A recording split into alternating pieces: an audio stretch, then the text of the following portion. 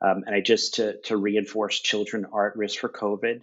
I hope that this is a message that people have all gotten at this point. Case numbers are up in children, hospitalizations are rising, children are dying every week, as I mentioned last time. I did get an alert this week from our local Cohen's Children's Hospital about the growing concerns with children being hospitalized. There has been a five-fold increase in pediatric admissions in New York City just this month. Nationwide pediatric hospitalizations are up 50% in just the past week. As Paul often repeatedly shared, these children are getting hospitalized, they are dying. These are almost exclusively the unvaccinated. A reassuring bit of news we got from vaccine safety. And so this was MMWR, COVID-19 vaccine safety in children aged 5 to 11 years, United States, November 3rd to December 19th, 2021. After authorization of the Pfizer BioNTech COVID-19 vaccine for children aged 5 to 11 years during October 2021, an administration of approximately 8 million doses, local and systemic reactions after vaccination were reported. No serious adverse events. Serious adverse events were rarely reported. We are not seeing myocarditis. We are seeing this being incredibly well tolerated. Never miss an opportunity to test. As my wife says, this is a great way to go bankrupt, but maybe not.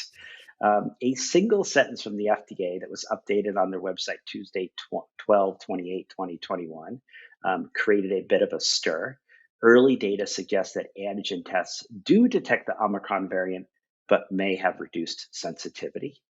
Really, not much information there. We didn't get to see any of the data, but they basically go on to state if you do an antigen test and the person, in your clinical suspicion has COVID or has symptoms consistent, don't let that one negative test rule them all.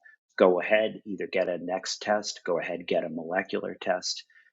Really, really important to realize that, particularly now, I have to say, with triple vaccinated people, a lot of them, I'm not sure they ever really reach those high levels where they're contagious, where they're going to transmit it on to the next person. So, if this is a high risk individual, let's say an overweight, if you think they have COVID, if there's a good story, even if that antigen test is negative, we're often going ahead and recommend they stay home for 5 days, wait till they feel better, treat it as if they had COVID, reinforced mask wearing. Now that we are seeing people triple vaccinated, now that we're seeing just how effective these vaccines are, you can start making sort of subtle clinical decisions.